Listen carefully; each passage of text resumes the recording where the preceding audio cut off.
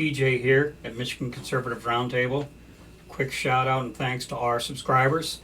Thanks for sticking in there with us through these times of trial. Yeah, it's been a few days since we've done a video, and I'll confess where we go from here is a huge question mark. Kind of a combination of uncertainty, election fatigue, just kind of waiting and seeing how this whole election situation shakes itself out. And it's kept us from putting out any videos the last few days, for which I apologize. If you're like me, you're dealing with disappointment, sadness, and anxieties, the uncertainty of the future. I'm at a loss for words, don't quite know what to say. Clearly, we're all disappointed at the way this election is playing out. And it's pretty obvious the Democrats have cheated. It was my hope that we would win too big to cheat, but clearly that's not the case. I don't know why, but out of the blue, a Winston Churchill quote popped into my mind this morning. Don't know what made it pop into my mind, it just did. On October 29th in 1941, in a speech, Winston Churchill said, "Never give in. Never give in. Never, never, never, never. In nothing, great or small, large or petty. Never give in, except to convictions of honor and good sense. Never yield to force.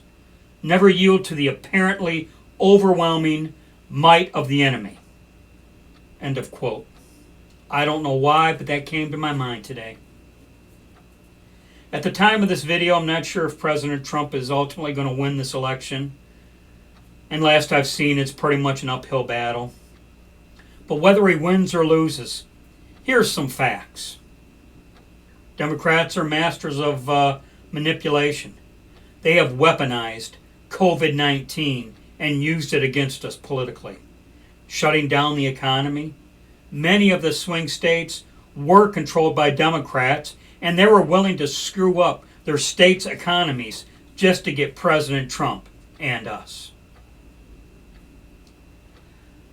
The actions of the mainstream media are pretty much appalling. Russia's always referred to them as the state-controlled media. They're phony baloney poll numbers. They're out-and-out collusion with the Democrats. The Drudge Report has become the Sludge Report. And if CNN, MSNBC, and the gang weren't bad enough, now you got Fox News throwing in with them. Exhibit A is the Arizona election results. I found interesting Tucker Carlson's rant election night. If it wasn't for him, Sean Hannity, and perhaps the 5 at 5, I don't know if I could turn Fox News on ever again. As already said at the time of this video, the election outcome is very uncertain. Trump's position is uphill. The big question is, how steep is it? Here's some uplifting news. Don't know if it'll help or mean anything, but here's a little bit of good news. First, votes are still being counted in Arizona, and in some areas they actually favor Trump. Yes, we're hearing stories of votes mysteriously appearing at 3:30, 4:30 in the morning, and President Trump is in the process of fighting that nonsense. Who knows if he'll be successful? We held on to the Senate. That definitely disappointed the Democrats. And not only did we hold on to the Senate, but we've gained around a half a dozen seats in the House of Representatives. And I want you to think about something here. Democrats had all these hopes, and they're cheating to steal the election from Trump. And here's some facts. We held on to the Senate. We gained a half a dozen seats in the House.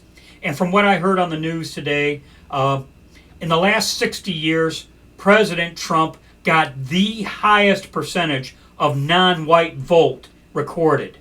So, given all these things, how did Biden outnumber President Trump in the vote tally? It's just out and out cheating, out and out cheating. If Biden wins, he has no claim to a clear mandate, and he'll carry the stigma of a stealed election. But I'll grant you this: Democrats won't care much. By holding the Senate, Cocaine Mitch becomes the firewall. And I'll grant you this: that's hardly a sure thing. If he performs like he did when Trump was president, I'd say we have a chance. So consider this: even if Biden wins the presidency, we've gained a half a dozen House seats. That just doesn't happen often when an incumbent president loses an election. More proof of a stolen election, I'll tell you. I kind of view it as the equivalent of Republicans pissing on what would be a Democrat presidential celebratory parade. And yeah, I know I'm fishing for hope. But in closing, I'll again reference the Winston Churchill quote: "Never give in. Never give in. Never, never, never. In nothing great or small, large or petty, never give in. Except to convictions of honor and good sense. Never yield to force. Never yield to the apparently overwhelming might of the enemy." So says Sir Winston Churchill.